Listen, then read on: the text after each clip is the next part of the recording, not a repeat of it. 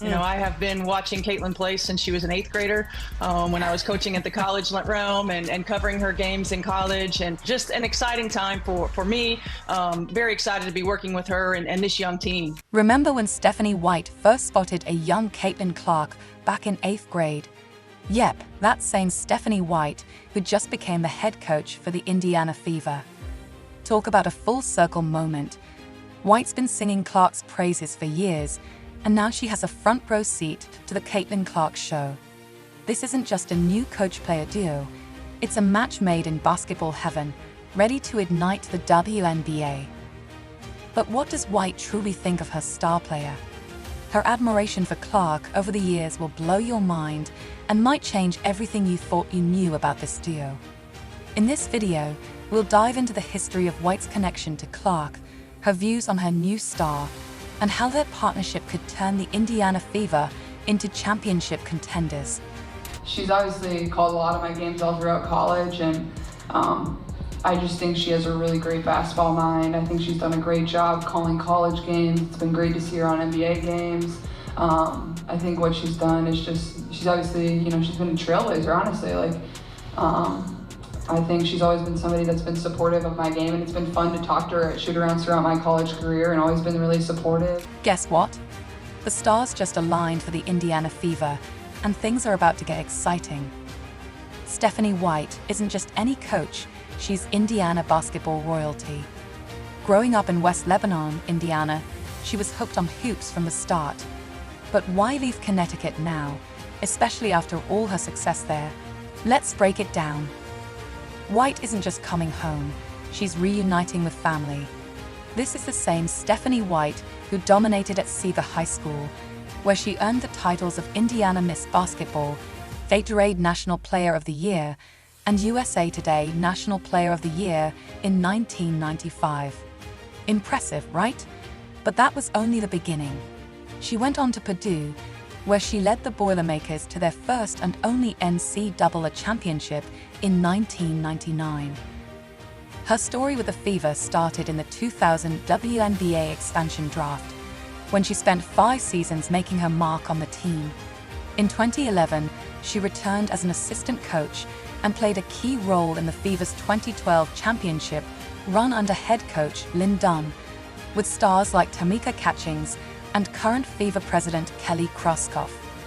2 years later, White took the helm as head coach, guiding the Fever to the WNBA Finals in her first season. She then made waves in college coaching and broadcasting before returning to the WNBA to lead the Connecticut Sun.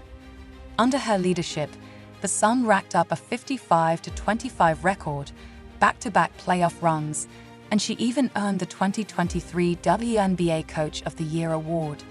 Indiana is where her heart is, though. As she puts it, first and foremost, it's home. This franchise is in my DNA. Yeah, at different points, you think back and you're like, man, that was pretty cool. You couldn't make this stuff up if you tried. It's as if the basketball gods crafted the ultimate comeback story. But here's where it gets really interesting. Remember that 8th grade phenom Stephanie White spotted years ago?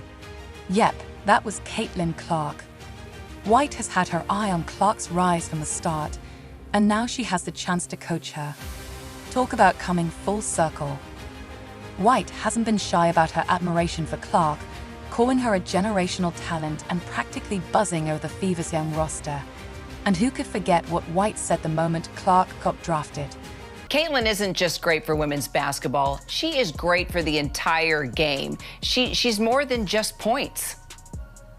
She absolutely is. I mean, let's not forget, this is a young woman who led the nation in assists as well. She's accomplished records that haven't ever been accomplished in the sport of collegiate basketball. When you think about White's legacy in Indiana, it's hard not to be in awe.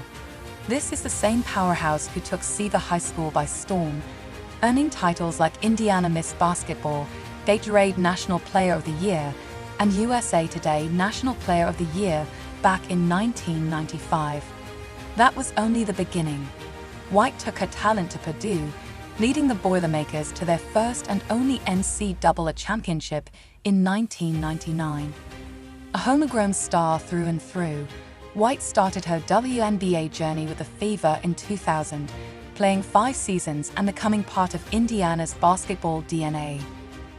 Now, White's stepping back onto the Indiana court, but this time she's not alone. She's got Caitlin Clark, a young phenom she first scouted back when Clark was just an 8th grader. White recognized Clark's potential early, and now, in the most incredible twist, she's back to coach her. This isn't just a reunion. It's the beginning of a partnership that has the potential to reshape the Fever and the WNBA itself. White's been a huge admirer of Clark from the start, calling her a generational player. White's practically buzzing about the Fever's young roster, stacked with recent Rookie of the Year winners like Clark and Aaliyah Boston, alongside seasoned stars like Kelsey Mitchell and Lexi Hull.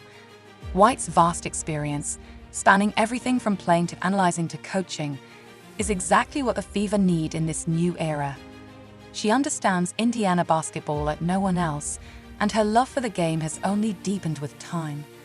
As she said herself, first and foremost, it's home. This franchise is in my DNA.